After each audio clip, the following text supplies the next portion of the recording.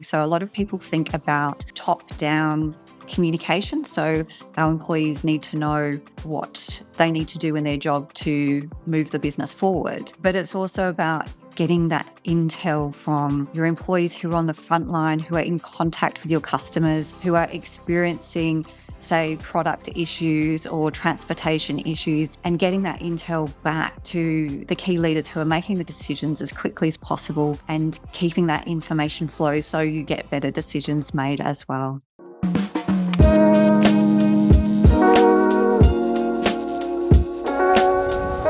Hi guys, welcome back to You've Got Comms. I'm your host for today's episode, Emma Fischer, Content Marketing Manager at Staffbase. And today I'm really excited by my guest, and that is none other than internal communicator extraordinaire, Monique Zytnik. If you're not familiar with Monique, she is the author of Internal Communication in the Age of AI, as well as a keynote speaker and globally recognized communications expert. Today, we're going to explore what communication at scale really looks like. And that's from founder led messaging in startups to global organizations where communication must be taught, never assumed. And yes, we are tackling the AI question, how IC pros can move beyond buzzwords and unlock real engagement. And Monique is an absolute expert in dissecting what AI means for internal communicators. Here's a final hint. We talk about persuasion versus manipulation when it comes to leading AI strategies. This episode is packed with insight on storytelling, strategy, and why internal comms is about more than tools. It's about meaning at scale. So I'd love to get started today. And first, I just want to get started with your background, Monique, because you have a really cool work history. So you started as a physiotherapist, if I'm correct, and I'd love to know how that shaped your understanding of both motivation and persuasion. Thanks so much, Emma, and thanks for having me on the show. It's my career is incredibly squiggly, and it's brought me and taught me many things. So in terms of physiotherapy, I was working as a physiotherapist in a hospital and working with the patients very closely to help them get physically better. And very quickly, I noticed that without them being persuaded, without them actually wanting to get better, they didn't get better or it took longer. And also working with some of the sports clients as well, it was about persuading them to rest. So it was a really interesting situation where I was taught a very scientific, very physical sort of degrees, angles, and different technologies. But at the end of the day, it came down to people and their motivation and their desire to get better. Wow, I wouldn't have thought of it that way, but I think that's actually incredibly insightful. And I was just going to mention for the next question, you've said before, and you just said again, persuasion is about having people want to change. So now, as we start to move into communication, how does that influence how you would help coach a comms leader? How I coach, so there's mentoring and coaching. Coaching is about helping people come up with the problem that they're trying to solve and being aware of it, and also working through the problem themselves. So there's a lot of reflection. Yes, there is guidance, but it's about them coming up with a solution and owning the solution and being able to implement it themselves. So it's a little bit different from mentoring, but there is that element of self-drive and self-motivation, which I also found with physiotherapy. That's really cool. And another thing that I found was very interesting is that your book, I believe it's the first IC book that was specifically targeted at leaders. So I'd love to hear a little bit more about that. Oh, here we go. There we go.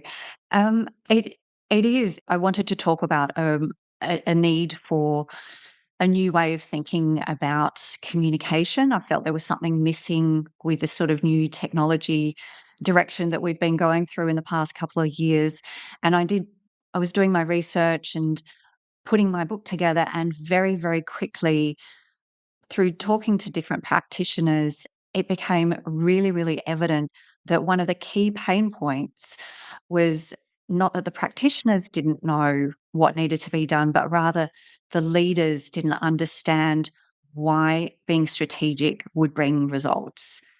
And this is where I pivoted fairly early on to actually writing my book for leaders to help them understand why and how you can move from tactics to a strategic approach, which is actually going to bring the results.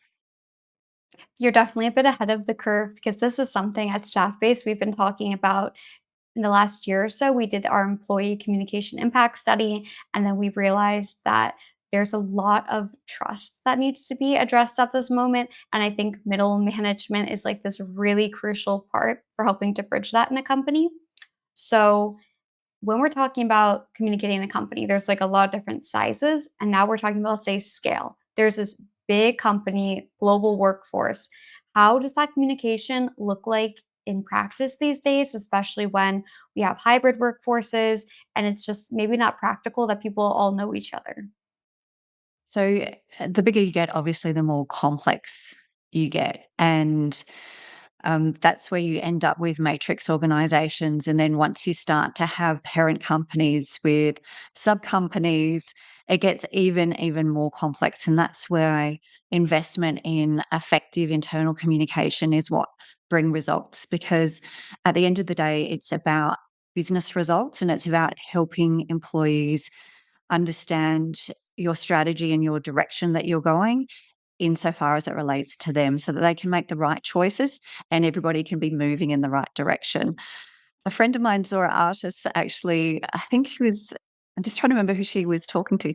She calls it happy chickens. It's when the employees are happy and kind of productive, but all moving in different directions where you don't actually get the results. You might have high employee engagement, but they might not be working on what you actually need them to be working on and what they actually need to be done. And then there's that other element at scale as well of the organizational listening. So a lot of people think about top down communication. So our employees need to know what they need to do in their job to move the business forward. But it's also about getting that intel from your employees who are on the front line, who are in contact with your customers, who are experiencing, say, product issues or transportation issues, and getting that intel back to the key leaders who are making the decisions as quickly as possible and keeping that information flow so you get better decisions made as well. So there are a whole lot of elements, but I like to think of it as the blood pumping through an organization that keeps it alive and healthy. Oh, I think that is great. I really like the happy chickens as well. Now I'm thinking of the visual of all the little chickens going around. Yeah. Um, but one thing we've definitely uncovered by looking at problems in internal comms at the moment is a lot of internal communicators are having a really difficult job, like getting their seat at the table. And one of the reasons that we see is they feel very much so undervalued. So, do you have any advice if you're trying to help executives either understand or maybe internal communicators to prove themselves? How do you get this communicated? Internal comms is not just an afterthought, it's like this business crafted function. Well, with everything, unfortunately, I think you do need to prove yourself in this day and age. And I recently worked on a project where it it was almost a fight because there were other people seeking attention from the CEO, um, and there was a lot going on at the time. And it's about working out where you can get those quick wins, understanding the business element as well, and helping to explain that. So, for example, um, sure, you can put this email out, but if you do that, then the risk is this, and these are the consequences. Like actually explaining to the leaders why something's important.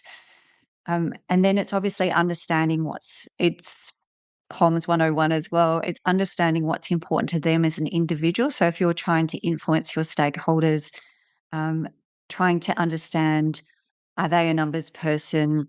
Are they worried about the status? Are they wanting to advance their career, how can you as a communicator help them personally and win their trust, and then prove your worth to them. I did have a situation with a client where I I had to let them fail. I had to let them fail, and at the end, they turned round and asked for my support and advice afterwards. So getting that recognition of the value that you do bring. I think that's a smart choice, and that's something that came up on our podcast maybe once or twice. I know one person said they had a Fridays where they would just like celebrate in the company, like who had the biggest failure this week, and then this is totally fine. But you cannot repeat the failure the next week. Like it can't be a failure somebody else had. So I think that's a really clever advice is letting people experience failure and then learn from it rather than hide from it. Absolutely, and, it was a very, in my case, that you've always gotta be calculated. It's the same, dare I go back to physiotherapy, it's the same if you've got a client who doesn't wanna listen and, you unfortunately need to let them experience. You can't micromanage, you've gotta let them experience a situation or do something and, appreciate then the value that you can bring, and then they will come and listen. So again, I guess it comes down to um, that self-motivation, and they need to be motivated to want to do a good job and need to be able to recognize that you're the one who can actually help them achieve the success that they want. That's a really smart strategy, just not even for work, but I think in all kinds of relationships to have that mindset. Do you have any other specific advice when it comes to building trust amongst teams? I think what you already stated is a really big thing about responsibility and ownership, but is there anything else? Absolutely. So with my team, I very much like to be the one who facilitates and helps each. I get the most reward from seeing my team members, yeah, succeed and shine, and coach them obviously through difficult meetings and help them succeed with the internal stakeholders. But one of the exercises that I find really, really helpful is when you sit down with your team and you map out your key stakeholders and you talk openly about who has a good relationship with who and who's influenced by who and what they're motivated by, and speak very candidly about it. I think this power dynamic and relationship dynamic we don't talk about enough, and we're not open enough with each other about. And this is essential to succeeding in an organization, particularly a very political organization.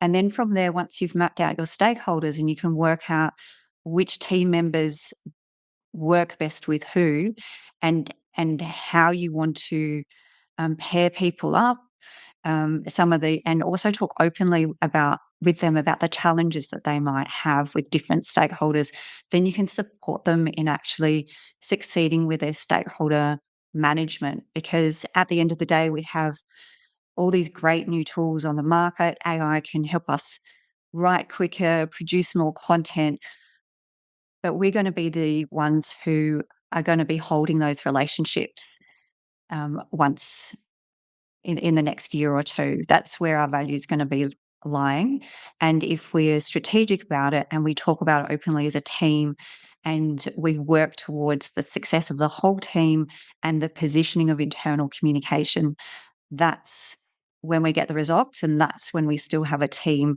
in a couple of years' time because our value is recognized. I love that. It's putting in some maintenance work at the beginning, and I think that pays off massively. And you mentioned AI, which we're going to get to in 1 minute. But first, I'd love to ask you a little quick fire round we ask some of our guests. So here's four quick questions about IC. And the first one is, what is one buzzword or trend in internal comms you really love at the moment? Ooh, human-centric. I love it because it encapsulates just the imperfection of humanity, and at the same time, the focus that it is about us at the end of the day. Oh, I love that. Do you have a trend that you are not a big fan of at the moment? Cascade. It gives me a headache even just to hear the word. I don't know why people still use it because it it doesn't work. It doesn't work beyond one level. Oh, I love that. Do you have the best piece of comms advice you've ever received, or it could be your best advice? My best advice, always spend an extra 5 minutes just to think through the strategy bit. It's very easy to jump into something without thinking it through, and I think because of the pace of today, it's it's worth putting that extra 5 minutes in to make sure that you've got all your ducks aligned before you move forward. That is some healthy advice, and that's something I'm still working on because I'm very fast moving. So I can agree with this one. Just take a moment to think sometimes. You have a final quick question, and that is, do you have a comms tool or tactic that you are obsessed with at the moment? Ooh, I would have to say immersive communication. So that's about being deliberate, about making sure that you're focused on the experience and that it's multisensory, non-linear, and also has interactive gamified elements. And that brings us perfectly into the next part of our conversation because I'd love to dive a little deeper into some of the topics that you were just really dominating, I would say, in IC at the moment. So, along with immersive communication, I really love that you in particular speak a lot about AI because there's been so much communication about AI, and everybody's talking about large language models, and they're kind of focused on at first it was the fear element and then how do we get people to adapt? So right now, I think you would have really good insight. What are we missing when it comes to how we're discussing AI? I think a lot of people still separate out AI and non-AI, but particularly in the past couple of months, there's that integration. And we need to start thinking about getting to the end result with whatever tool it is and assume that it's probably got a little bit of AI in there somewhere. And then at the same time, having that awareness that it is imperfect. There's a lot of really interesting work that's going on at the moment. For example, I understand Mattel's announced a partnership with OpenAI to bring AI into children's products and toys.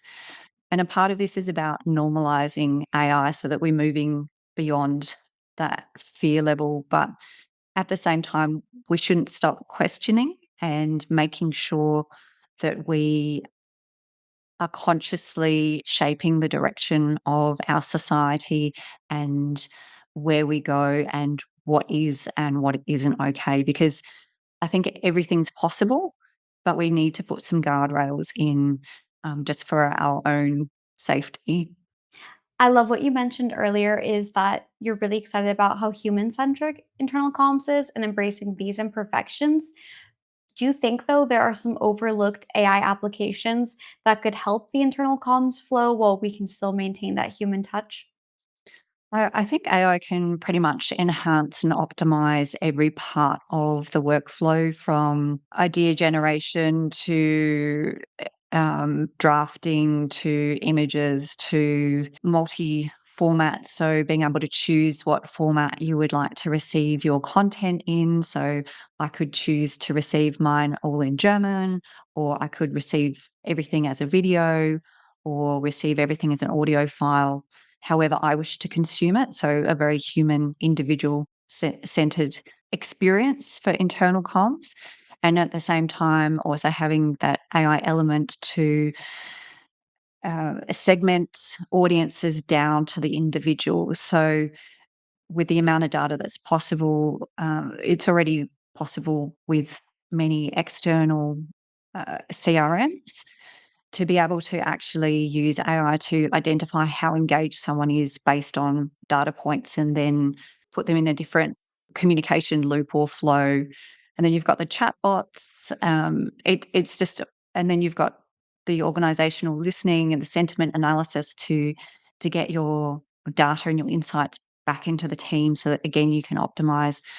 So I think it actually could potentially cover every single component of internal communication. And that's where I think we need to be super clear on what our role is and what we're actually doing and the outcome that we want. When everything's possible, um, you need to be selective, and you also need to be conscious of the budget required, not only in terms of finances, but also in terms of time, implementation, integration, and adoption as well. And I think that's why these days internal comms, we are kind of continually redefining what our jobs are at the moment. A lot of us communicators, we're looking quarter to quarter and seeing new ways we implement things. When it comes to AI, I know you just gave a talk about persuasion versus manipulation. So could we get a little insight into that? Because I think that is a really fascinating angle. Absolutely. I was just at the IABC World Conference in Vancouver, and my presentation was on the fine line between persuasion and manipulation in the workplace and beyond. So I talked about the different ways that people are manipulated at work. For example, there's some interesting research that came out late last year from Gartner that without clear governance frameworks, about 16% of the C-suite defer to the CEO. And that's obviously a little bit of an element of power in there. And there are a whole range of different ways that people can be manipulated. So the argument can be attacked, the person can be attacked. You can have gaslighting. You can have um, smoke and mirrors. So dragging the conversation elsewhere. And a lot of this research was done around actually technology decision making and implementation. So when a CTO was trying to implement a certain type of technology, the kind of um, tactics that other people in the C-suite were using to scuttle the project. So it was really quite interesting. Anyway, the my presentation touched on that. We talked a lot about how people are manipulated in the workplace. And this is important for us as internal communication people because we do have a responsibility towards culture in the organisation and culture in our team. Then I also gave some examples about online manipulation. So we have the recent Romanian election last November, which was basically a TikTok heist. So within 2 weeks, a unknown person who had done no TV interviews was actually elected as the new president for Romania, and it was to do with a whole online campaign involving influencers and, AI chatbots and a whole range of things. Luckily, that was picked up and it's being investigated by the EU Commission, and they've since had re-elections and someone else has been elected. And then I also covered a couple of other case studies. So, for example, greenwashing. Adidas was found by the Nuremberg First local court as greenwashing because they'd withheld key information and hadn't disclosed information around their claims to be uh, climate neutral by 2030. So there are a couple of examples there. And I also covered different tactics and things that we need to think about as communicators. So, for example, the IABC has a code of ethics um, because there was a communicator behind each of these instances of manipulation. So, how do we as communicators make sure that we are communicating on the persuasive side and communicating ethically versus using manipulative techniques to influence people. Oh, So, wow. yeah, it was a So pretty big discussion. So, it was a I'm whole so glad workshop. you're talking about that. I wish I was there for that Vancouver, but I was in Berlin for our event. But I absolutely love this topic because we have the one side, which we've spoken about, where it's positive, where it's uplifting. And I talked a lot about company values. I don't know if you know Anne Mellinger, but she was on the podcast and we talked about making them authentic. And you have this whole positive aspect. But on the other end, you have to talk about this part, which I think is the more overlooked part, is I mean, there's so much fake news. I've seen a bunch of videos trending of people, and then they're like, this isn't true. I'm not a person, I'm AI. So, do you have any? I know you've probably talked really in depth, but do you have any kind of quick advice like this is something that is negative, this is something manipulative, like a pro con list? In terms of AI, it's Yeah, sure. There's so much I know I want to pick your brain about. In terms of internal communicators to avoid manipulation, like what are some warning signs this is healthy communication or unhealthy communication? so you need to disclose all of the information. That's that's the basic. If you're withholding information, that's manipulative. If you're using techniques to change someone's or persuade someone, yeah, as I said, withholds information, doesn't give them the full picture, and they lose their sense of agency, then that's manipulation. But there is that fine line, and that's the whole point of the whole presentation. Was at the start there was a clear definition, and at the end it was quite blurry, and that's where I encourage teams to talk about this. I encourage teams to also have their own guidelines and to make sure that they are communicating in an ethical way. And it's up to us because AI allows us to be far more manipulative. For example, OpenAI did some research at the start of this year with a Reddit um, thread and was able to show that their AI generated content was in the top 80 to 90 percentile of what humans were able to create in a persuasive sense. So that's pretty impressive, but that means that AI can make all of our arguments more persuasive or more manipulative. We can also look at things like deep fakes and misinformation, and it's much harder for people to tell the difference. So again, I think this is something really important for an organization to look at in their risk matrix is how, as communicators, do we manage misinformation and deepfakes, and how do we combat that and preempt? So I think we're in really interesting times at the moment. And the good news, and this came out of the World Conference as well, the Global Alliance has just signed or just ratified a um, responsible AI use for communication and marketing professionals and PR professionals. And the Global Alliance is basically all of the PR and comms associations globally. So any PR comms association you can think of, they're a member of the Global Alliance. And they've ratified 7 key principles for responsible AI use. So that gives me hope.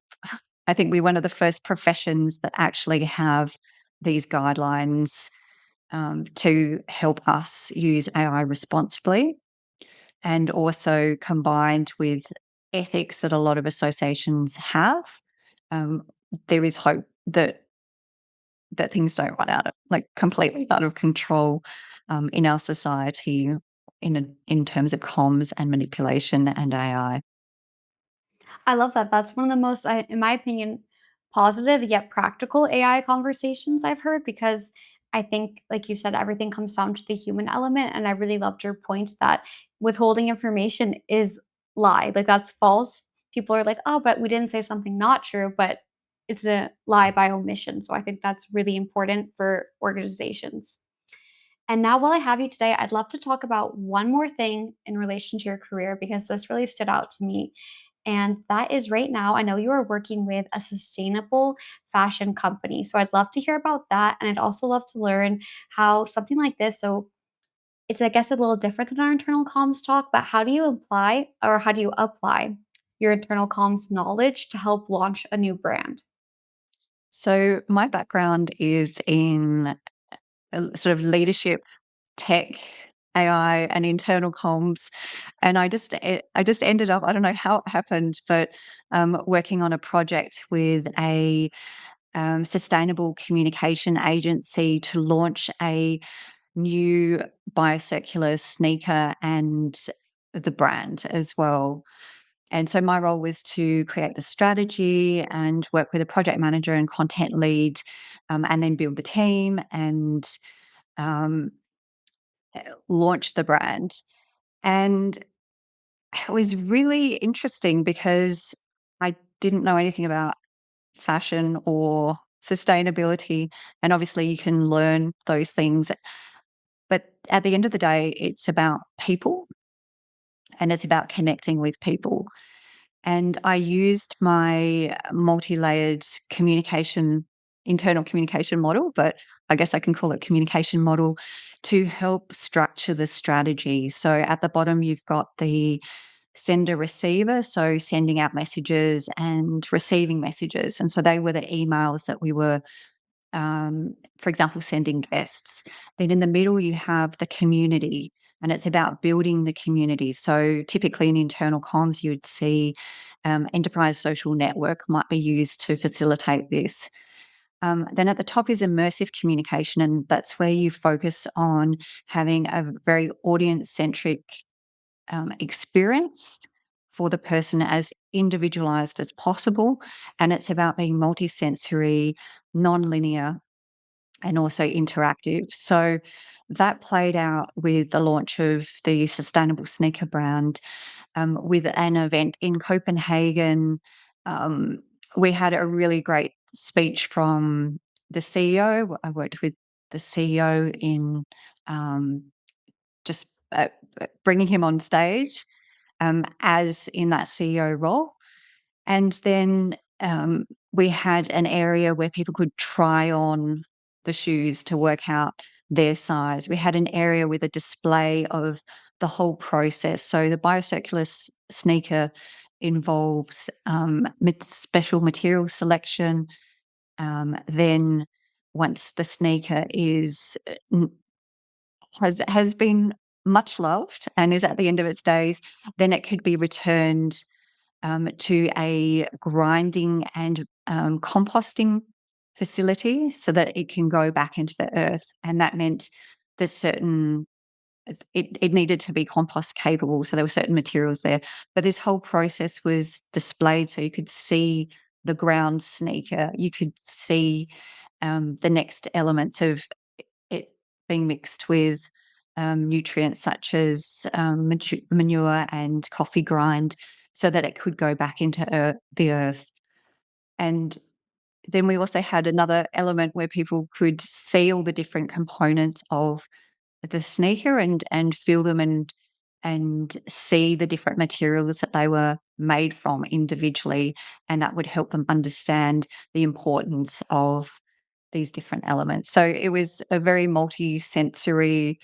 Obviously, food's really important, drinks are really important, music's really important, and that's the whole experience. So yeah, so that's sort of how this multi-layered communication model, I applied it to the strategy for the launch of the sustainable sneaker brand in Copenhagen. Oh, I love that story. I've watched enough. I don't know if you know the show Shark Tank or any version of that when people are pitching their products. And one of the biggest things they hear is like, this product sounds really cool, but the consumers are never going to be able to see this, like if it doesn't translate. So I love that multi-faceted approach that works internally and externally. Like I think that also helps to amend for past limitations because maybe in the past we thought we have to have this really cool packaging that's done, that's it, and I was like, actually, there's this whole structured approach that can help facilitate any kind of communication. And that's why this model is really helpful because quite often the biggest bugbear that a lot of comms people get is, say, a leader saying, "Oh, we need a video." And it's about, okay, you want a video. How does that fit into the strategy? What other elements do we need to make it robust and actually have impact? So we did have a video at the launch in the background behind the CEO. There was a giant LED screen, but the video was only a tiny part of the whole experience, and it had meaning and relevance to, for example, the presentation that the CEO gave. So, yeah, it was, as you can see, I'm smiling. It was a really, really amazing experience and really interesting because I was in close contact with influencers in the fashion industry, which is a whole other target audience I hadn't had a lot of exposure to, which was very, very interesting. We had to stop one taking 3 pairs of shoes home. It was I very wouldn't have like, thought "Do you that. appreciate this?" You seem very polished. I thought you fit in really well with the fashion industry, but I really saw how much your face lit up when I asked the question. So I think that's also really I'm really interested in checking out this shoe now. I think that having that personal element, people who truly, really are passionate and care about what they're doing, I think that definitely is really brilliant. And then for a final point, I think a lot of internal communicators can relate. They're being told by someone higher, hey, let's make a video. Maybe now let's make a TikTok. Let's make that to solve something. And I think a lot of internal communicators know like just this one media type is not the right approach when it's more about what are we trying to communicate. Absolutely, and that's what my model does, is really brings it back to what are the different elements and what are we trying to achieve with it, and how does the leadership comms and how does the strategic alignment and stakeholder management fit in with that as well. You can have all the best comms in the world, but unless it's aligned with your business goal, I don't know, sometimes multicolored cupcakes at D&I day, I kind of think, how aligned is that to your business goals? Um, but if it's packaged with a whole lot of range of different other communications activities, then it does make sense. No, and I was going to say, I think this model is so strong. It's something that is like going to be durable and it's not something like you have to constantly redefine. It's like you stick to this, you can adapt the specifics, but this is the model for success. But as a final question, and please, if you need a moment, you can think about it. You've had like a really multifaceted and interesting career. Is there anything about internal comms that you have now completely changed your perspective on throughout your career? First, you thought things should be one way, and now you're like, "No, this was not right." I guess back in the day, we all thought email would die, and it never did. It was, I remember when some of the enterprise social networks came in, and it was all about sort of the chat and the messaging, and people wouldn't give up their email. And there's a lot of reasons for that, and I do understand why. But I think that's one of the interesting observations. But at the end of the day, it is really about people, and it's about connecting with people where they're at and understanding what motivates them, understanding what's important to them as well, and being able to speak their language. I think that's the key element. That's great, and our friends at Cognizant, they'll love that because we also had some people talk about that, and they were like, "We're not even addressing that statement. Email is alive and well for us." So I love hearing you also echo that. Thank you so much for the conversation today. Is there anything that I left out that you'd like to offer to internal communicators? Any final advice? I would definitely say stay curious. Things are going to be moving so fast, but stay curious, stay connected, listen to podcasts like You've Got Comms is a perfect one where you can learn and have curated content so that you don't need to feel overwhelmed. Also inform yourself about the AI communication. Here we go. Responsible AI guiding principles for PR. I don't Ah. know if you can see that, and And it's your on the book Global also Alliance covers website. AI communication as well. So I Yeah, also definitely yeah, recommend picking up this. So I think this is a great niche and in AI. absolutely. So just keeping ahead of the legal requirements as well. So the EU AI Act and some other, the GDPR and Poppy and all of the other kind of legal requirements around communication. But enjoy. It's, I honestly think, the best profession in the entire world. I love that, and I love what you said as well. We're perhaps the first profession where we are coming up with these requirements. So I think that's something that internal communicators could be really proud of. Absolutely. So thank you again for joining us, and that was You've Got Comms, and we will see you guys next time. Thank you so much, Emma.